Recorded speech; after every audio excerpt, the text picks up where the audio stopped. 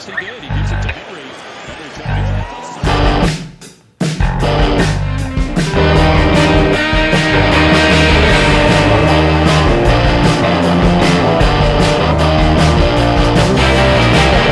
Hey everyone, welcome back to Great Sports Debates. Week 6 here. We got a few good picks, and let's start off by looking at the teams that won't be playing this week. That includes both the undefeated teams, Kansas City and Minnesota, as well as the terrible Dolphins and the LA Rams, both of which could probably use this break right now. But with that being said, let's move into the very first game on the slate. Thursday night football, we got Seattle at San Francisco. I know San Francisco's 2-3, but they're still a top 10 team in my book. I see them winning 24-19 here. I'd lean towards giving up the 3.5 and look for some props in this game as we're starting to get some players back. Next on the slate, we got Jacksonville at the Chicago Bears. Chicago continues to improve every week. The only scary part in this game is Jacksonville's played much better the last 2 weeks. I'm still going to give the Bears a slight nod at home. I got 24-20. Probably an avoid for me, but I'd lead the -2 as far as the game's concerned.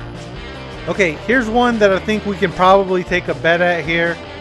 You got Tampa Bay going to the Saints. We know the Saints are coming off of a short week. Derek Carr is out for what I understand. I don't know if that's going to be Spencer Rattler or the other backup quarterback. But either way, I'm going to say that's going to degrade the offense a little bit, which has already been trending the wrong way. I like Tampa Bay to win on the road here by probably close to a touchdown. And right now it's -3.5. So there's a lot of ways you can go. Whether you go Tampa Bay money line, Tampa Bay -3.5, or you could do an alternate line at Tampa Bay -2.5. I've seen that at around -150. Okay, here's an interesting one here. I know I like both of these teams better than most people. We got Washington at the Ravens. I got 24-28. I was looking for an over. I was surprised to see that most people already agree with me there, and they had it at 51.5. So not so great at that price. I didn't think that number was going to come in like that. But the Ravens defense has struggled. They have some pieces out and they've lost some pieces. So they're not at 100% there. And especially if you look at the injury report, they got a ton of cornerback players that are hurt. So that could be a problem. Washington's been balling of late. But I got to give the nod to the Ravens at home. Although I like Washington to cover getting 6.5. I'd probably feel more comfortable with that number at 7.5. Arizona at Green Bay. This is a tough one for me. I feel like Arizona's offense is getting it together. I feel like they're going to be able to score on Green Bay despite their top tier defensive backfield that might earn them an extra possession. And Green Bay, I mean, they got a strong offensive line. I think that they're going to be able to put things together and win the game. This should show kind of where both of these teams go and show if either one of them can be a factor in January. Colts at Tennessee. I was a little bit surprised this was a pick'em. I guess a lot of people aren't really high on the Colts. I know they got a lot of key players out, but I still think even on the road, they should be able to beat a Tennessee Titans team that's just not that good. Okay, this one I think there's a little bit of value here. I know we always hate giving up a touchdown or more, but I don't see a lot of scenarios where the Texans don't win by at least 7 points here. I think this is probably closer to a double-digit game more times than not. So I definitely lean Houston, giving up 7 despite being on the road. Next up, we got Cleveland at Philadelphia. Again, this is one that I thought I'd be all over on Philadelphia, and I probably still should be. This is probably about as close as I could see this score getting. It's just tough with the Eagles giving up 8.5. They haven't really dominated scoring. I'd definitely look at the injury report before I consider this. A.J. Brown's still out, Lane Johnson's still out, maybe an avoid. But I definitely like the Eagles side of this action. If you tease this is an excellent game to tease because you drop that number down to -2.5 for Philly. And I feel like that's almost guaranteed. There's a couple other line manipulations you can do with that as well. Or, you could try to go for the full value and just take the Eagles -8.5. Let me know what you guys think in the comments. Next up, we got the Chargers at Denver. I'm not going to sleep on Denver anymore. Maybe I've went too far because I'm the completely opposite of the line this one. Chargers are favored by a field goal. I think Denver's going to win by a field goal.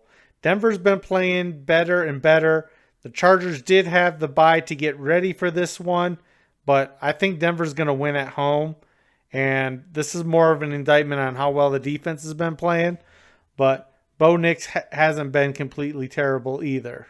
All right, in a game nobody probably wants to watch, Pittsburgh at Raiders, two teams I don't want to trust. I really hate siding with Pittsburgh again. They've put a lot of knives in the heart, and their offense is just really ugly to watch, but they're playing the Raiders. I got to take the Steelers -3 here. Probably an avoid for me, but that's the way I'm leaning.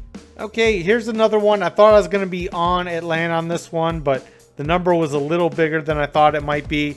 I still do like the Falcons -6. It's just kind of a big number. I think that this could be an over game.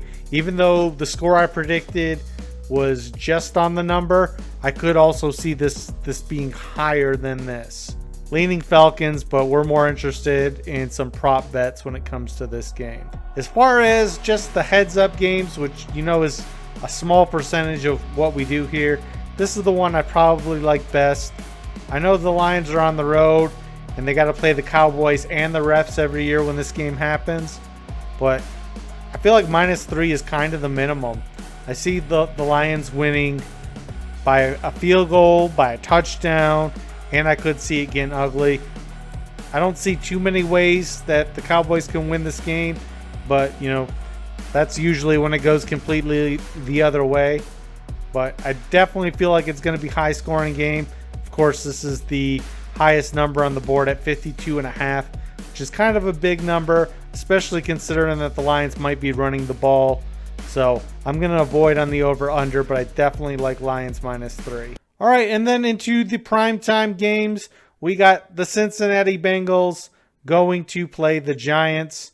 The Giants have been improving, but so have the Bengals. The Bengals are 1-4. If they have any shot of making the playoffs, they got to win this game.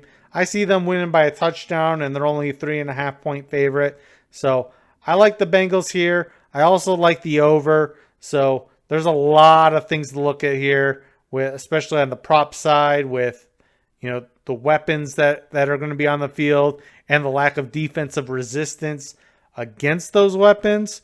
Also, quick reminder, if you think that the Bengals are going to go on a run, and if you look at their schedule, it's pretty soft, now is the time to bet that. This is probably your last opportunity to get plus money on the Bengals making the playoffs.